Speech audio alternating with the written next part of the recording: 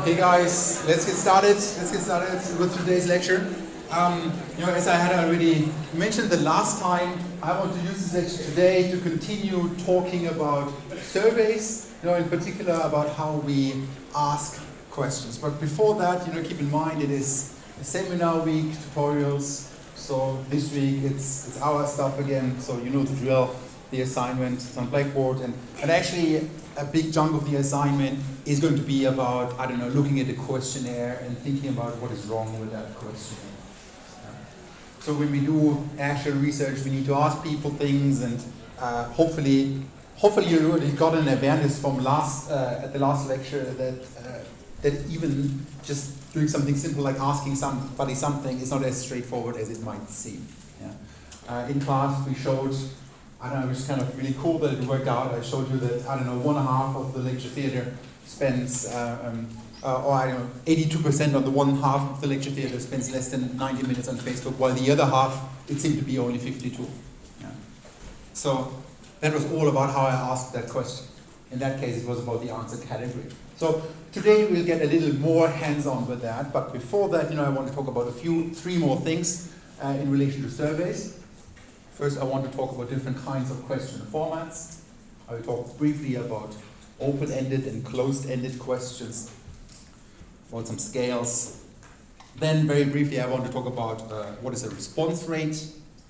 Basically, it's the percentage of people that actually fill out the questionnaire out of the people that you give the questionnaire, and what you can do about it, and why it can be problematic when you have a low response rate.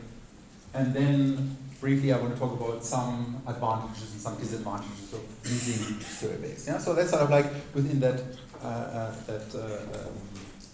area of surveys. And after that, maybe when we're halfway through the lecture, I want to move on, and I want to give you a little bit more of a hands-on take on what are the do's and don'ts when you design a questionnaire, or when you design questions.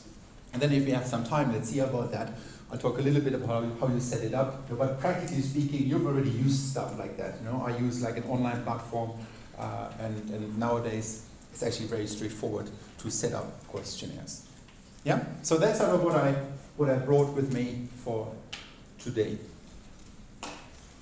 So let's go back and talk about surveys a little bit. In particular, I want to talk a little more about question formats. So in general, we can distinguish between two kinds of questions: open-ended, closed-ended. An open-ended question is basically a question in which the respondent is asked to provide his or her own answers. So basically there's no answer category, while a closed-ended question is there are answer categories. Example for that. Well, actually this is something that I asked you guys at the beginning of the term. And maybe you already see the problem with open-ended questions. People give you strange answers. Sometimes they give you answers that you've never thought about, or they put your attention on certain issues that they haven't thought about. And that's actually one of the strengths of open-ended questions. That as a researcher, you're not always aware of what are the relevant categories for the people, right? If you kind of impose certain categories on people, if I would have asked you, do you have a problem with this and that, right? I would have never known about some kind of needs and demands that you seem to have, or some problems that you seem to have. Yeah? So that's sort of the already you see the strength and the weaknesses of open questions. Basically, advantages: respondents are not forced to pick a category, but they can choose their own words, and by doing so, you allow for the possibility of unexpected or unanticipated answers. So and there you already see when the idea, the purpose of your question is more to be exploratory in nature to begin with, then an open question might be more appropriate, because it allows your respondents to tell you stuff that you don't already know. In this case, questions do not suggest certain kinds of answers either. When you think about this answer category effect that we had the last time with Facebook, when you have an open question, there are no answer categories that can put people in a certain directions or think in a certain way and then respond in a certain way. So that can be an advantage of it. And often they are kind of used, in an initial stage of the research process where you want to find out what are relevant answer categories that I could give to my respondents. Because if you do it the other way around, actually it could be problematic that you miss out on what is the important stuff here. But obviously there are also some huge disadvantages for open questions, right? So they are incredibly time consuming for respondents. They take much more time.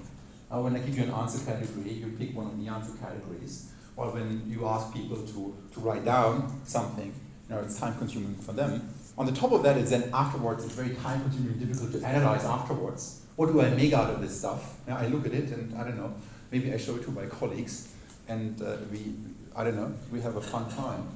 But it's difficult as a researcher to analyze open questions. Imagine you have thousands of respondents, like a national survey, 100,000 of people participating in it. What are you going to do with 100,000 open-ended answers? It's very difficult. It's very difficult to get a hand on. So then you need to code this, you need to put it into certain categories based on that. But again, it causes all sorts of other troubles.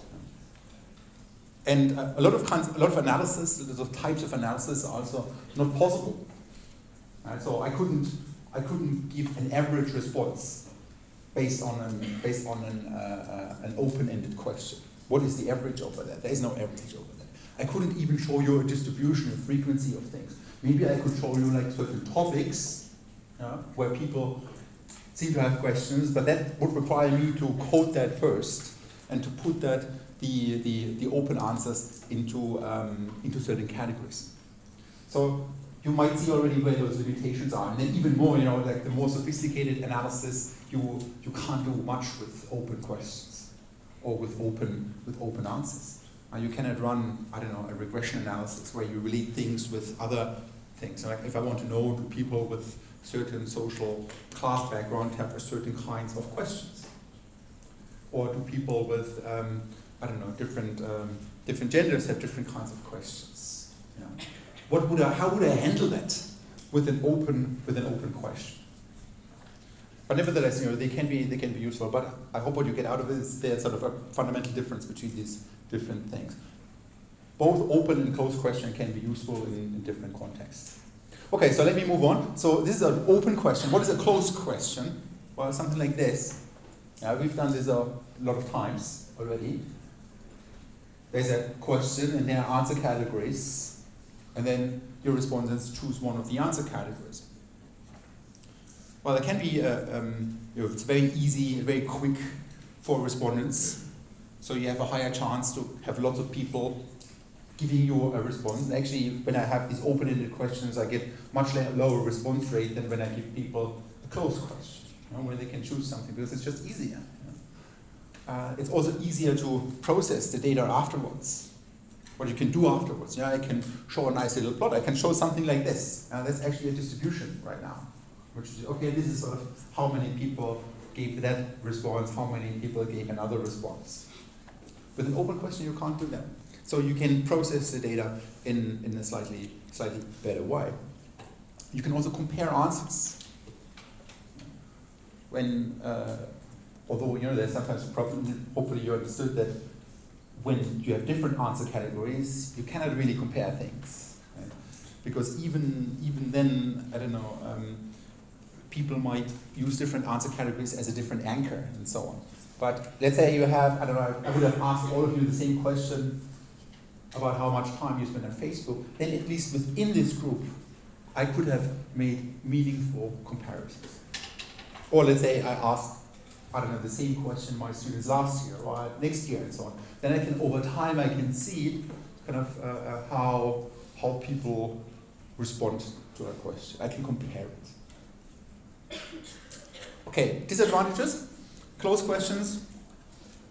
Well, the answer categories are sort of fixed, right? So if you don't fit into one of those answer categories, what are you going to do? So that's sort of like like a fundamental problem with closed questions, which is why often we have like an initial stage of where we have an open question first, and then afterwards a closed question where we realize, okay, this is sort of seem to be the relevant like, answer categories that we should provide. Sometimes it's difficult to make a fixed choice. Yeah? Sometimes you think, well, I'm either or, and actually that's a great example of the worst. Good questions make that easier. Bad questions or badly designed questionnaires, they have that where people can't find a box to find themselves in it. Yeah. So that's an advantage. That's a disadvantage that we have with closed questions. For the researcher, if I don't know what seem to be the relevant categories, just coming something up with it by myself, I might completely miss the point. And then I'm surprised why I get a certain kind of responses from the people who I ask the questions. Yeah? But maybe I just didn't know the relevant categories to begin with. Okay, so that's open and closed questions. Open and closed questions. You see this in the questionnaires a lot. Now I want to talk a little more about what we call a Likert item. A Likert item. I thought you should hear about that during the lecture here at some point, because when you see or when you participate in a survey, this is often what you see. Yeah? A Likert item is basically a statement, and then the respondent is asked to evaluate this statement by giving a value or some tick a box on any kind of subjective or objective dimension. Now the simplest one is like you have like disagree, somewhat disagree, neutral, agree, strongly agree. And then there's a statement like, I don't know, the government of Ireland should spend more money on education, or student fees are too high. Yeah. Disagree, somewhat disagree, neutral, agree, strongly agree. So when you see something like this is called a Likert item. It's because there was a guy called Likert and he kind of developed that. And that's what we call a Likert item. And Likert items, when you use them, usually they are set up in a symmetric and in a balanced way. Symmetric means you have an unequal number of items, of possible answer categories where you can tick your box. Usually it's 5, sometimes it's 3, sometimes it's 7, sometimes it's 9, but 5, that's sort of like the go-to standard for that. And symmetric means there's sort of an equal amount of positive or negative, sort of, so that it's that people can go in both directions. And balanced means that these answer categories, well, it's not always the case, but what one tries to do is to have them set up in such a way that neighboring distance categories, that sort of like the distance between these two can be assumed to be the same. So that's a Likert item. So I have some examples for that, for different kinds of things. Let's say you're interested in agreement, then you would have like these 5 answer categories: strongly agree, undecided, or neutral, disagree, and strongly disagree. For frequency, like I asked you, I don't know, how many times do you do this or that? Or importance, very important, important, moderately important, not important at the end. Yeah. Or quality, very good, good, acceptable, poor, very poor. So that's what we call a Likert item. And sometimes, maybe you already got the gist, and actually there's a whole bunch of research on that too. It even matters in which direction you present these items to your respondents, right? So if I have first very good or very poor, it can make a difference. Yeah? So sometimes in some surveys these things are juggled around. Yeah? So some questions are sort of like where they would go in the one direction or in the other direction to account for that. But it can be a problem. But nevertheless, this is sort of like the standard of what we often do. So you'll see these kind of things in surveys a lot. Okay, so much about question formats. Now let me talk about response rate. Response rate is basically when you give a survey, a questionnaire to people, how many people actually fill out that questionnaire and give it back to you. Because often, I don't know, people just don't want to fill that out. Why would they fill that out? Why would they take, I don't know, sometimes half an hour of their time or an hour of their time to do something and then give it back to you? As a researcher, that's actually a big problem. Yeah? It's a big problem, especially when it's systematic. So a response rate is basically the number of people who answered the survey divided by the number of people in the sample. So if, let's say, I give all of you a question, we had that before. Like I gave you a link for a questionnaire, and I don't know how many answers I get. Let's say I get 200 replies, but there are more than 200 people in the room. So some people didn't answer the question. So that's sort of why my response rate wouldn't be 100%, or it's hardly ever is 100% in social science research, for lots of reasons. Sometimes people don't want to answer a question. Sometimes people, they can't answer a question, or sometimes they are not there. Somebody is just sick and is not in the room at this particular moment, but it is a student in this class. So it could be all sorts of reasons why response rates are maybe not up to 100% in social science research. And a lot of research is done on missing data and response rates and so on. And the reason is because this could be problematic when people are missing in a systematic way. So, I have a little example. It could be the case, that by using, these online questionnaires, I ask you to take out your phone and so on. So systematically we leave out people that don't have a phone with them. And that could be older students, for whatever reasons, right? Although nowadays I don't think this is a problem anymore, but maybe you see the gist, that when you have people missing systematically, they are not in the responses that you collect. So all the conclusions that you then draw from the responses that you get are biased in a systematic way, because certain kind of people didn't answer the questions to begin with. So that would be missing information systematically, and that's actually quite a problem. So there are some ways around it, but what your ultimate aim is as a researcher is you want to have a high response rate. You want to have a lot of people responding to your survey. And what can you do when the response rate is not that high? Well, normally you can go out, you can write a good cover letter. So when you do a normal research, or maybe sometimes you get a questionnaire by mail, you get a letter that tells you what this is all about. So research has shown that when you write a better covering letter that explains what this is all about, people are more likely to respond. You could issue reminders. So last time I told you a little bit about how I ended up in the US Census a few years back, and how they kind of kept sending me a reminder to fill out the questionnaire. They were quite insisting on it. And you wonder, why would they care about what I say? But they put a lot of effort in it because they wanted to avoid that there's like a systematic bias in people not responding to and filling out a questionnaire. Give clear instructions, use a layout that's attractive to the respondents, and sometimes people get paid to fill out a questionnaire. So these are sort of different strategies for increasing the response rate of a survey. Okay, so much about question formats and response rates. So now let me talk about the last thing before we go into the practical part about what you do and what you don't do when you design questions. I want to briefly talk about some pros and cons of surveys, and we'll keep doing this for different kinds of, data collection strategies or different kinds of methods that you can use when doing social science research. But let's talk about pros and cons for surveys first. Well, doing a survey, conducting a survey, it's relatively cheap. It's really relatively cheap. So, I could easily set up a survey. I don't even need too much time. I put it online. I use SurveyMonkey.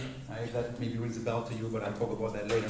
There's like a website that allows me to then generate a link, and then I can forward you the link. I can even put a QR code up there, and you scan it, and bang, and the whole thing is sorted out. So nowadays, with the internet, it becomes even easier. I don't even have to print out stuff and then collect stuff and then kind of transform it into a data set on my computer and so on. The second after you fill it out, I have it on my computer. I can have a live plot and see exactly what your responses were. So surveys are relatively cheap to do. They don't cost a lot. They're also relatively fast. We've done this now a lot of times. Very quickly, we collected data on 200 people. Bang, very quickly, within a matter of a minute or two. and we get it. While if you go out and if you try to do 200 interviews with people, that's an awful amount of things to do. That would take you months.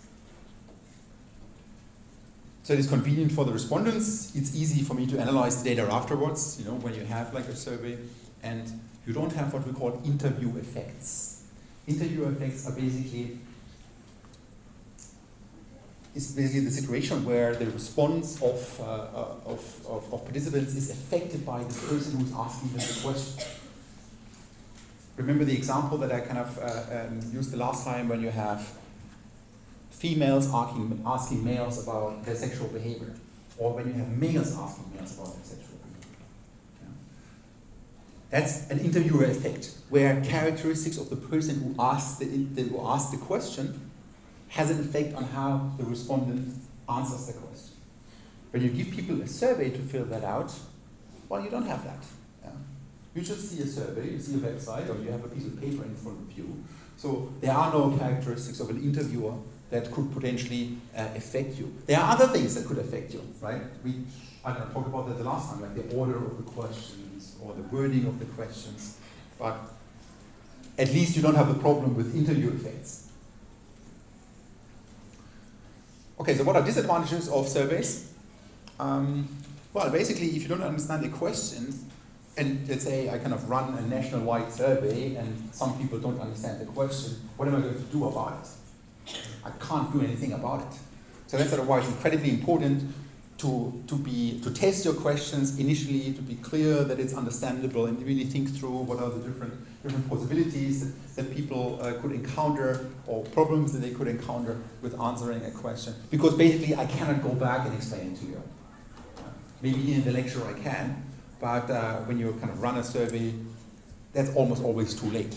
But when you have an interview with a person, and say you sit face to face with somebody, you ask them something, right?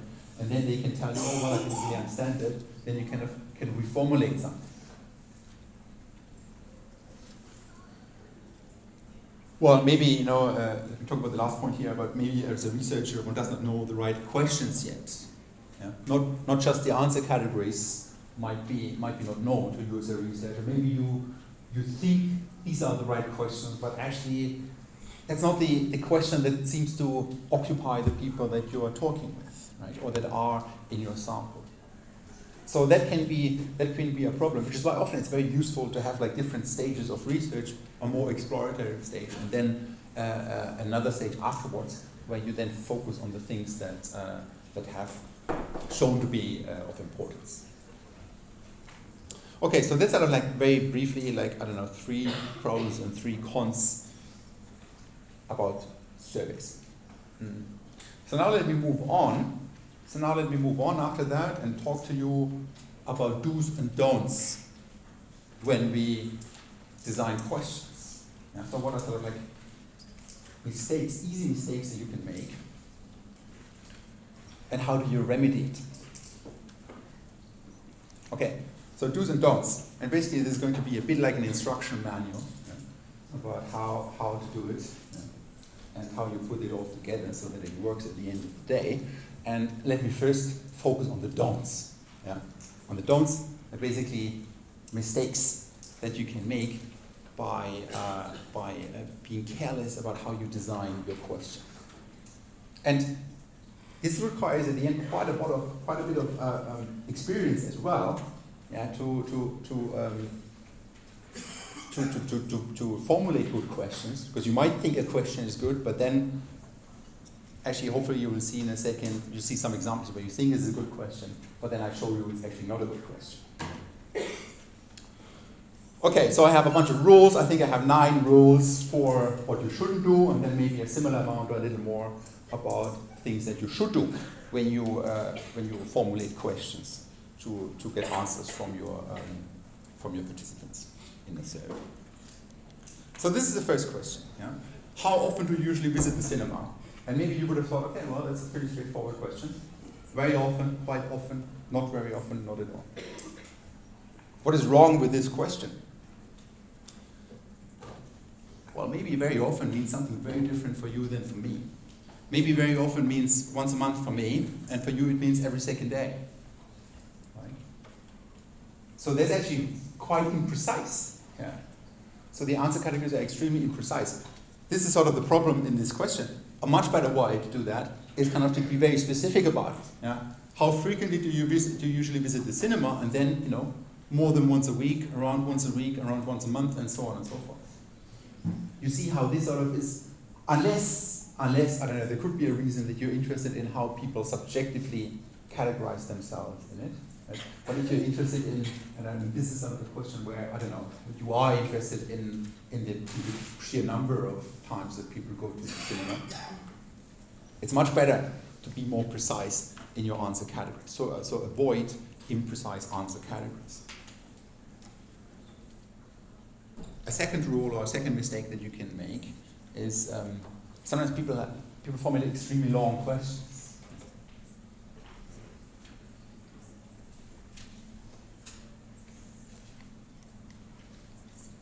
As an example, some primary school principals work in administrative and management matters, so the school has a good reputation and enough pupils. Do you think that principals should also teach? I don't know about you, but I fell asleep halfway through that question. Well, I'm drinking coffee, you know, but still, yeah.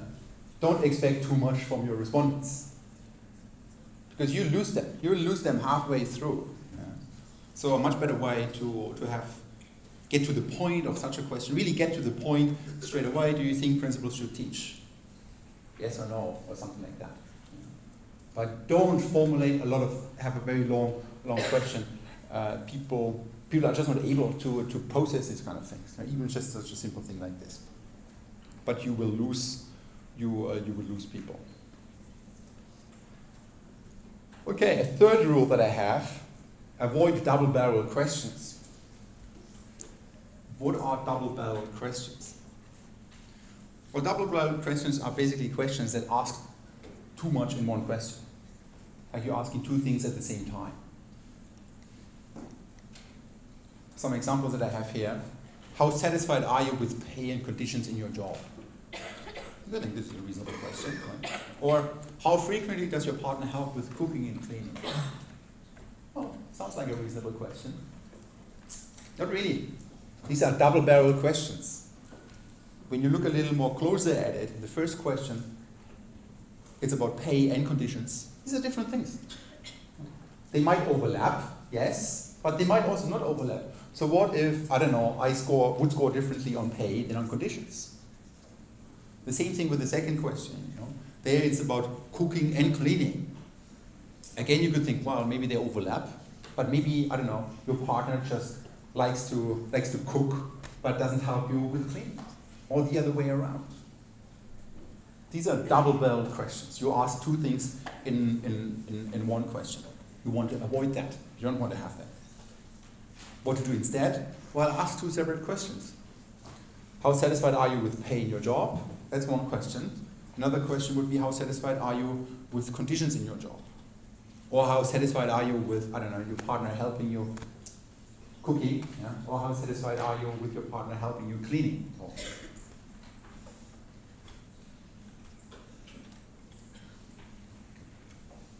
And for these double-barrel questions, but similarly for all other sorts of questions as well, you always need to think about how could possibly people answer differently on that thing. Yeah? Like the easy mistake is to think from your point of view on that, but maybe people have a different point of view. Yeah?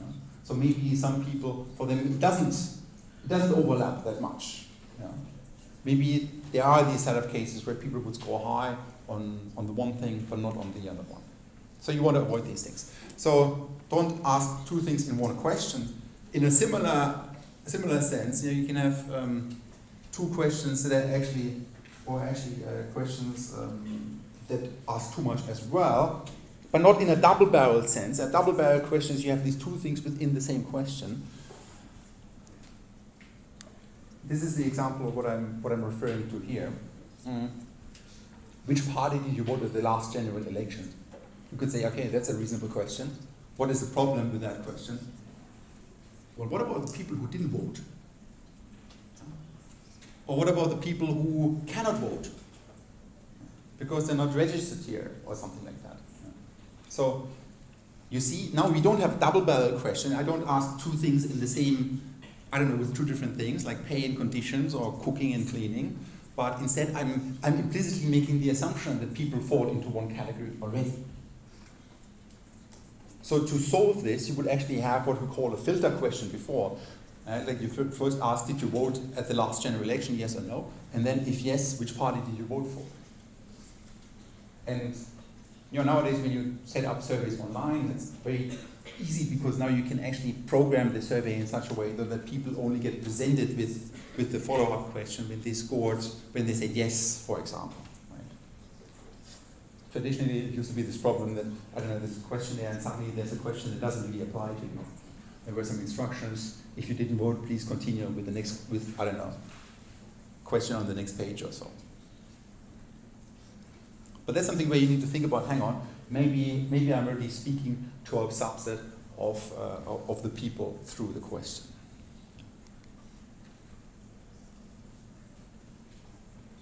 Oh, effective. Well, don't know why I had that there. Anyway, so avoid general questions. Questions that are too general about, I don't know, too big for people to handle. How satisfied are you with your job? Well, there are so many things about your job. There are some things in my job that I'm actually very satisfied about. There are other things that I'm not very satisfied about at all. So it would be much better to be more precise about this, right? Because, I don't know, maybe people would have said different things on different sub-dimensions here. So when you have a very general statement, unless you have a reason to have such a general statement. Sometimes people ask questions like, how happy are you? Even though they know that this is sort of like very, I don't know, imprecise in the sense that lots of different things matter. But here with satisfaction for the job, for example, it would be much better to be more specific. So that then again I can compare the results across the people who participated in the survey and who answered the question.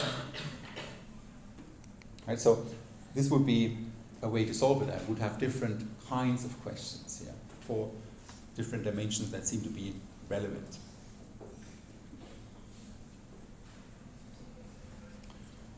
Okay, an important rule, you should avoid leading or suggestive questions.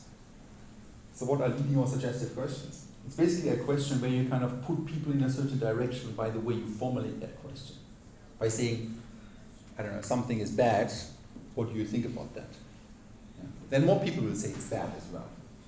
And in a certain way, I kind of did that with you guys last time as well. I tried to suggest something, suggest that, I don't know, the government needs to spend money on something, needs to, and for education, and the money needs to come from somewhere. So I was sort of manipulative with that.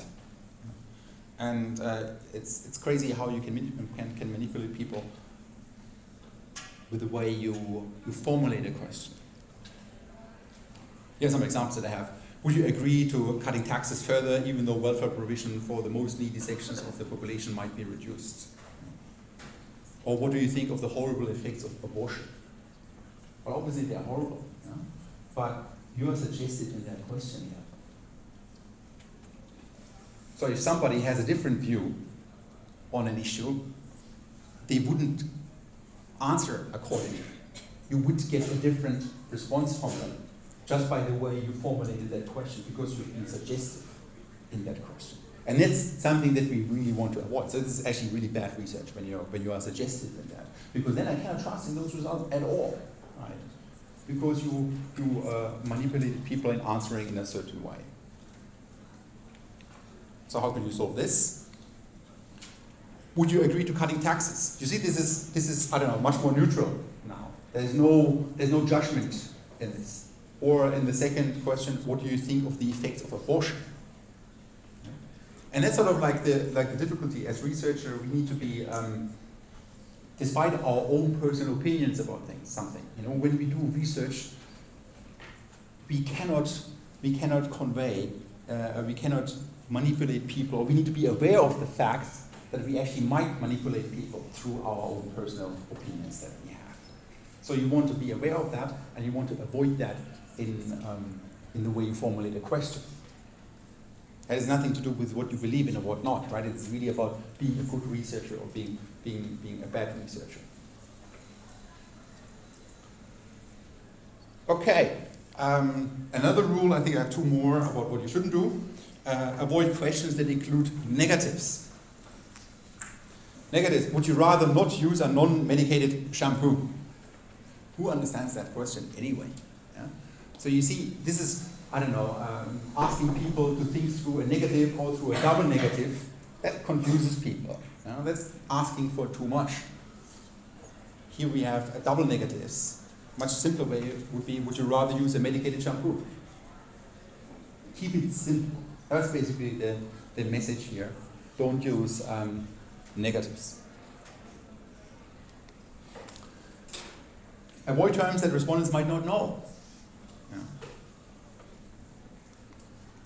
I don't know, an example, do you agree with Albert Einstein and his theory of relativity? Yes, no. What is the problem here? People might not know about what the theory of relativity is all about. Or maybe they don't know Albert Einstein. Yeah? So, or even simple words, using simple words might confuse people because they're not completely clear what you mean by it. Yeah? So don't make the mistake of thinking that your respondents know everything that you know. Be straightforward, be simple about that. And then avoid technical jargon.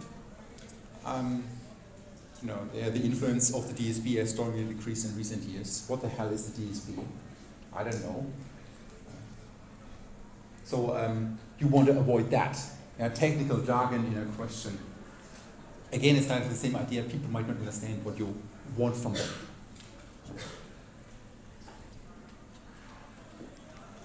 Okay, lastly, I had a rule that you shouldn't use answer categories that overlap. Now, you need to look a little closer here, but this is actually not a good question. Well, the answer categories are actually not that good here right now. For a completely different reason what we talked about before. It's simply because here I have 0 to 30 minutes, and then 30 to 60 minutes, and 60 to 90 minutes. What about people who just say 30 minutes? Which category should they tick? Right? According to this one, they could actually tick both the first and the second one. So I should have been much clearer, much more precise in what I mean. For example, like this. Between 0 to less than 30 minutes. Between 30 and less than 60 minutes. Yeah? So you see that it is exclusive. There's no overlap. And sometimes this overlap can be very small, very little, but still, people could fall into that category. And then it wouldn't be clear about what they actually should do. Okay, so much about the don'ts. Now let me talk a little bit about the do's, what you actually should do when you formulate and design questions. Well, first of all, start your questionnaire with a title and introduction message. Yeah? Because we know it increases response rates, it increases people's willingness to participate in it, but it's also just good content. Second, assure anonymity and confidentiality. Especially in large surveys, it's actually a very important thing. You want to know, you want to provide an environment, ultimately you want to provide an environment where people actually give you the answer of what they actually really believe in. Yeah? So everything that kind of goes against that, goes against your research, because then you get results from it that are not reflective of what the people actually think. So, and I don't know, suggestive questions would be one way, but another thing could be like if you get the feeling that I know what you answered, and then you give me a different answer because of that. And that actually happens. Especially when I ask you something that is a little more uncomfortable for you. When I ask you about your drug using behavior, and I would sit down one-on-one and ask you something like that.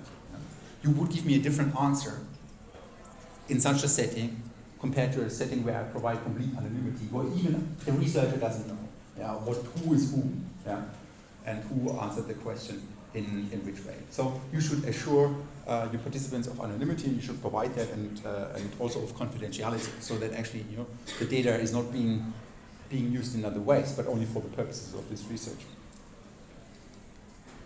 Make your questionnaire clutter-free. Sometimes questionnaires can be packed with unnecessary words or even graphically packed with unnecessary things. Again, it's this idea you want your participants to understand the questions. So everything that goes against that is not good for research. Keep it simple.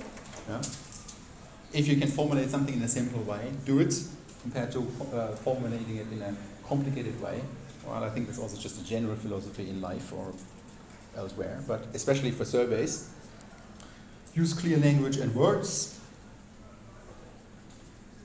Yeah, if you can choose a simple word compared to a difficult word, choose the simple word.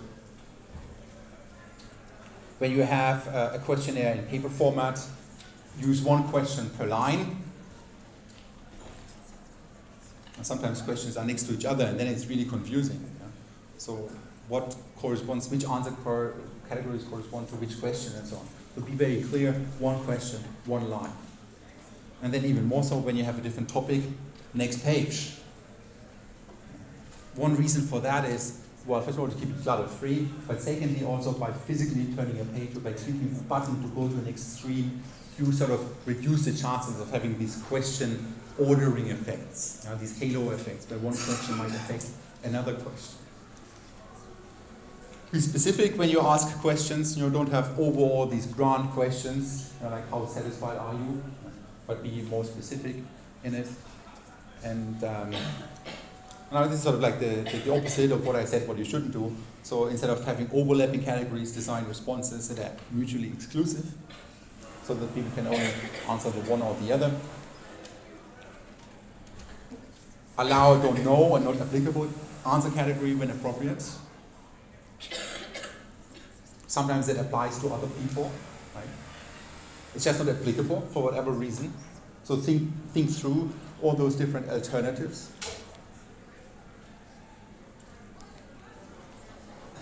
One recommendation is to place personal and confidential questions at the end of a survey. The reason behind that is that's sort of the kind of questions where people drop out. I ask you something that is very personal, and then you think, oh, I feel uncomfortable about this, and then you drop, and then I don't get any other questions from you anymore. If I have these questions at the end, I get at least some other questions before. In the same way, we know that these are the kind of questions that kind of generate these order effects. So when you have them at the end, there's nothing coming afterwards anymore that could be affected by it. You see, this is sort of one way of getting around the question order effects. Limit questionnaires to 20 minutes maximum. That's sort of what turns out to be the maximum that people can cope with. And test your questions. So I have a last thing. Let me briefly mention that in case you are interested in that and use that. But there's, technological advancement on it all the time. But setting questionnaires up is actually very straightforward. The stuff that I use is SurveyMonkey. That's a website at the end of the day where you can then create questions and then you get this link, and that's what I gave you when you answered the questions, the little survey with the cow. But you can also use some other services. Google Forms is actually not that bad. It's actually free, so that's a very easy way to collect data. Yeah? So you want to test your questions as well, but the thing that you really want to think about is how would you answer the question, right? And think about different people potentially answering the questions differently. So is the question understandable, and how would others understand the question? That's sort of the thing you need to think about. Okay, no reading for Wednesday. However, there's a fun reading if you want to about digital traces. Yeah? See you on Wednesday.